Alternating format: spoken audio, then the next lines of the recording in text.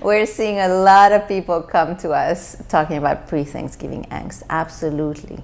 Because unfortunately, this election has been very divisive in families, especially in between generations.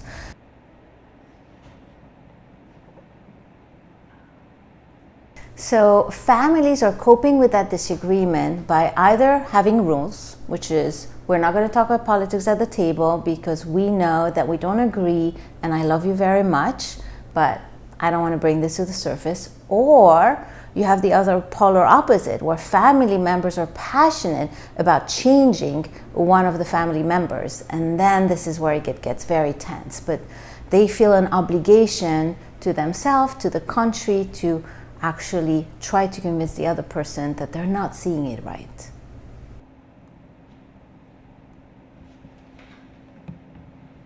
So I think ground rules are a good idea in order to keep your agenda for Thanksgiving, because a lot of people have a particular agenda for Thanksgiving. Some wants to connect, some wants to have a good meal and have peaceful and be in spirit of thankfulness.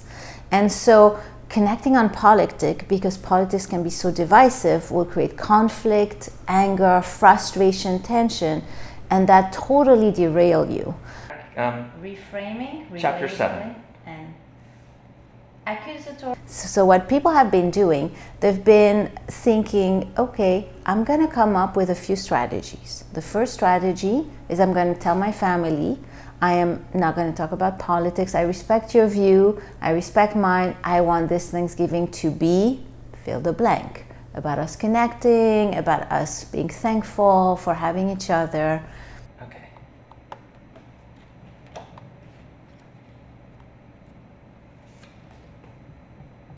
The second step is, well, in case it gets derailed, a lot of people are planning a backup plan, which is what happens if actually the subject come up. How will I divert it?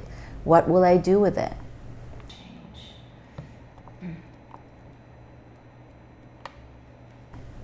So one of the ways to divert is that politely say, this is an interesting topic, but I want to remain in the spirit of Thanksgiving. So how did you cook this meal? Or how is this food for you? So diverting it in a polite way, respectful way. Into this place of thankfulness, and I feel it. So that's and the other is just to show curiosity. I appreciate your point of view. Mine, is a bit different, but I don't think this is the place for it.